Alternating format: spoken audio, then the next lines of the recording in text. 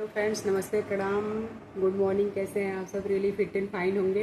तो मैं आप लोगों के लिए एक नई कहानी लेकर आई हूँ और इस कहानी को आप लोग ज़रूर देखिएगा और हमें कमेंट करके ज़रूर बताइएगा कि ये कहानी आप लोगों को कैसी लगी। धन्यवाद। राधे राधे। तो फ्रेंड्स, कहानी की शुरुआत कुछ इस तरह होती है। बारिश में चटपटी मैगी वाला। तो दोस्तों, ममता का ससुर बोलता है, अरे ममता बहू, थोड़ा पानी देना एक गिलास। तभी बोलती है ममता, ठीक है पिताजी, ले आती हूँ। ममता अपने ससुर को एक गिलास पानी देती है। तभी ममता की सास बोलती है, कितनी बार कहा है आपको, अब आपकी उम्र हो रही है, काम कम कर किया करिए। देखिए पैर कैसे आपके कपकपा रहे हैं। तभी उसके ससुर बोलते हैं, अब मज़दूरों की ज़िंदगी हो गई है हम लोगों की, अगर कमाऊँ नहीं तो अपने परिवार का पेट कैसे पालूँगा। आज अगर हमारा बेटा लापता ना होता तो मुझ बूढ़े बाप की यूं काम करने की आदत नहीं पड़ती। पता नहीं मेरा बेटा कहाँ है, कैसी किस्मत लिखता है भगवान हम गरीबों की। दिन भर दिन बुढ़ापा आते जा रहा है और मजूरी करना पड़ रहा है। शरीर पता नहीं कब तक साथ देगा। ऊपर से घर में जवान बेटी है। अगर हालात ऐसे ही रहे तो मैं इसकी शादी कैसे कर पाऊँगा। अपने ससुराल वालों की ये हालत देखकर ममता को बहुत दया आती है। दरअसल राम किशोर और सरला का एक बेटा था, सुरेश, जो कि कुछ साल पहले ही मजदूरी करने निकला था और उसका पता नहीं चला और वह न जाने कहाँ गुम हो गया।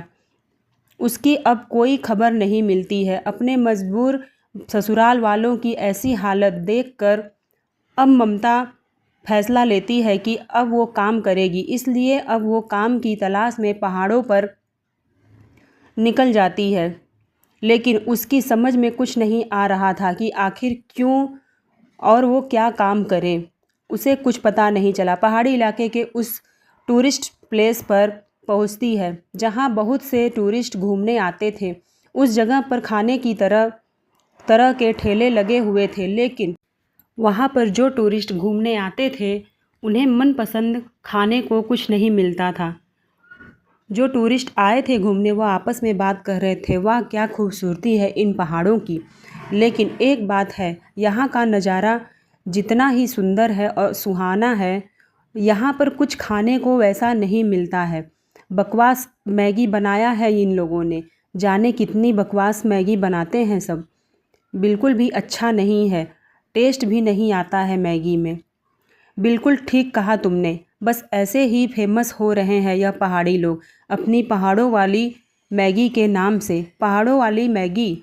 तभी ममता सुनती है, पहाड़ों वाली मैगी, मैं यह काम शुरू करती हूँ, ये काम अच्छा रहेगा।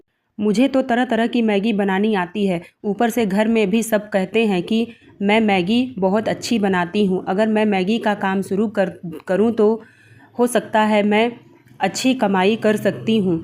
घर आकर शाम के समय ममता अपने ससुर और अपनी सास को सारी बात बताती है।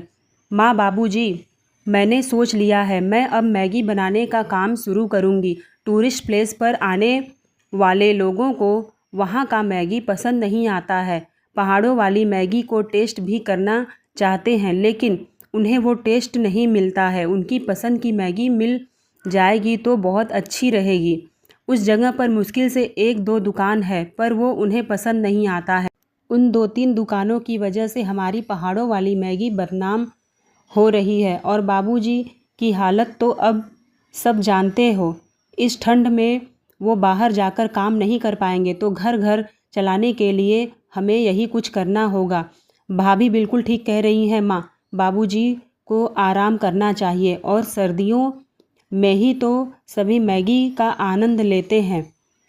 अच्छा रहेगा माँ। इस वक्त टूरिस्ट स्नोफॉल देखने के लिए दूर दूर से आते हैं, क्या पता भाभी का यह काम चल पड़े मुझे। तभी ममता की सास बोलती है, ठीक कह रही है बहू, इस काम में मैं तुम्हारा साथ दूंगी। हम दोनों सास बहू मिल करके यह काम करेंगे। अच्छा, ठीक रहेगा, जैसी तुम लोगों की मर्जी, ससुर बोल देते हैं। और ममता के ससुर ममता को कुछ पैसे देते हैं कि बहू जा कर के कुछ मार्केट से ज़रूरी सामान ले आना।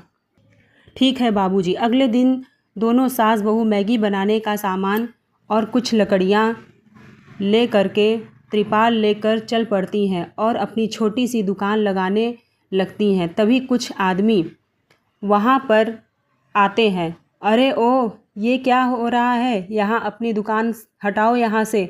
वैसे भी यहाँ पहले से ही मैगी वाले बहुत सारे हैं, तुम और आ गई। लेकिन हमने पहले ही यहाँ के मालिक से बात कर ली है, फिर तुम क्यों हमें मैगी बेचने से रोक रहे हो? तभी वो दोनों आदमी बोलते हैं, अरे क्यों, इधर क्यों बेचोगी? यहाँ पे हम अपनी दुकान लगाते हैं, इसलिए कोई यहाँ पर मैगी नहीं बेच सकता है। चलो अब भागो यहाँ से। तभी ममता की सास बोलती है, चल बहू, हम पीछे चलकर अपनी मैगी की दुकान लगाते हैं। लेकिन माँ जी, इतने पीछे तो कोई टूरिस्ट वहाँ पर आएगा ही नहीं। अरे हमारी मैगी में पहाड़ों वाली मसाले हैं, बहुत ही खुशबू है, बहुत टेस्टी है। तो जहाँ पर टूरिस्ट को अच्छा मैगी मिलेगा वो वहीं आएंगे। जब भगवान ने हमें यहाँ तक लाया है तब रास्ता भी दिखाएंगे। इतना सब होने के बाद भी दोनों सास बहू हार नहीं मानती हैं। फिर कुछ देर तक जब कोई भी ग्राहक नहीं आता है तो ममता टूरिस्ट के पास जाती है। वह बोलती है, सुनिए, आप अगर यहाँ की सबसे अच्छी मैगी खाना चाहती हैं तो चलिए मेरे साथ। हम ऐसी मैगी बना करके आपको खिलाएंगे कि आप उसका स्वाद भूल ही नहीं पाएंगी। अच्छा, ऐसी बात है? अगर तुम इतने विश्वास के साथ कह रही हो तो ठीक है, एक बार हम तुम्हारी मैगी ट्राई करके देख लेते हैं। अरे नहीं विराज, तुम्हें याद है जब रोशनी और रौनक यहाँ घूमने के लिए आए थे तो उन्होंने कहा था कि यहाँ पहाड़ी लोग मैगी अच्छा नहीं बेचते हैं, ऊपर से उसका स्वाद भी कितना बेकार होता है। नहीं नहीं मैडम, चलिए एक बार आप हमारे हाथ की मैगी खा कर तो देखिए, और दाम भी औरों के तरह कम रहेंगे, सिर्फ 50 रुपये प्लेट। अगर आपको पसंद ना आए तो आप वो भी पैसे मत दीजिएगा। अच्छा, इतनी तारीफ़ कर रही हो अपनी मैगी का, चलो फिर चलते हैं। चलिए मैडम।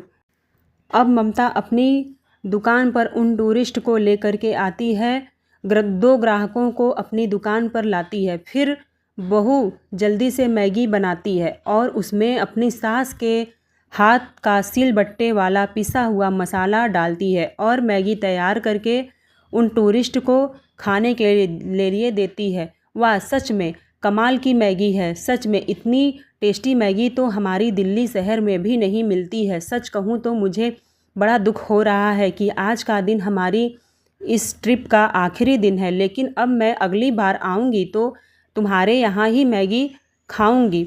साथ ही अपने दोस्तों को भी बताऊंगी कि वहाँ भी जब घूमने जाना तो यही मैगी खाएं। उस दिन ग्राहकों का अच्छा रिस्पांस मिलने के से उन दोनों का हौसला और बढ़ जाता है, जिससे पहले ही दिन दोनों ने पूरे 800 रुपये की कमाई की थी। ऐसे ही कुछ दिन बीत जाते हैं। अब दोनों सास बहू हर रोज़ उस जगह आकर मैगी बनाने लगती हैं और अपना दुकान लगाती हैं। फिर लेकिन अभी भी उनके पास इतनी भीड़ नहीं आती है जितनी दूसरों मैगी वालों के दुकान पर होती है। यह देखकर ममता दिमाग लगाती है और टूरिस्ट वाली बस के ड्राइवर और कंडक्टर से कहती है, अगर आप लोग मेरे मैगी के ठेले पर ग्राहक भेजेंगे तो मैं हर रोज़ कमाई के हिस्से का 10% आप लोगों को दूंगी। बस आपको एक काम करना है कि जब भी कोई टूरिस्ट मैगी खाने के लिए आए तो आप उसे मेरे यहाँ भेज दें। तो बहुत ही अच्छी डील है, इससे तो हमारी साइड इनकम भी हो जाएगी। अब ममता अपने काम को बढ़ाने के लिए काफ़ी मेहनत करती है। जब कोई भी यहाँ पर आता है तो मैगी खाने वाले सभी ग्राहक उसे ठेले पर जाते हैं। अब ममता की कमाई अच्छी खासी होने लगी है। इधर ननद जहाँ पर घर पर रहकर वह घर के सारे काम संभालती है, वहीं दोनों सास बहू सुबह से शाम तक मैगी बेचती हैं। लेकिन इससे दूसरे मैगी वाले उनसे चिढ़ने लगे। जल्दी से मैगी की एक प्लेट लगा दीजिए। आपको पता है, हमने आपकी पहाड़ी मैगी की इतनी तारीफ़ सुनी है कि हमने रास्ते में कहीं खाना भी नहीं खाया। यही सोचकर कि अब सीधा आपके आगे की मैगी खाएंगे। यह सुनकर मदन और जगदीश, जो कि टूरिस्ट प्लेस पर मैगी बेचते थे, सास बहू की इस कमाई से बहुत गुस्सा हो जाते हैं और फिर चुपके से उनकी बनाई हुई मैगी में कॉकरोच डाल देते हैं। जब टूरिस्ट मैगी खाने लगते हैं तो उसमें पड़े हुए उस कॉकरोच को देखकर बहुत गुस्सा हो जाते हैं। तभी वहाँ पर एक टूरिस्ट आता है जिसने अपने कैमरे में सब रिकॉर्डिंग की होती है। तभी वह बोलता है, मैं जब इन हसीन वादियों का वीडियो बना रहा था तभी मेरे कैमरे में इन दोनों आदमियों की मैगी में कॉकरोच डालने हुए वीडियो रिकॉर्ड हो गई है। यकीन नहीं होता है तो यह देखिए। सभी ने उस रिकॉर्डिंग को देखा और फिर दोनों ने ठेले को तोड़ दिया, जिससे उस दिन से के बाद से टूरिस्ट प्लेस पर सिर्फ ममता की ही मैगी बिकने लगी। अब ग्राहकों की भीड़ लगने लगी है और पहाड़ों वाली मैगी के नाम से ममता का दुकान फेमस हो जाता है और दोनों सास बहू अच्छे से अपनी कमाई कर लेती हैं, फिर ननद की शादी भी कर देती हैं। दोस्तों, ये कहानी आप लोगों को कैसी लगी हमें कमेंट करके ज़रूर बताइएगा। अपना प्यार और सपोर्ट बनाए रखिएगा। धन्यवाद। राधे राधे। मिलते हैं नेक्स्ट कहानी में। अपना प्यार और सपोर्ट बनाए रखिए।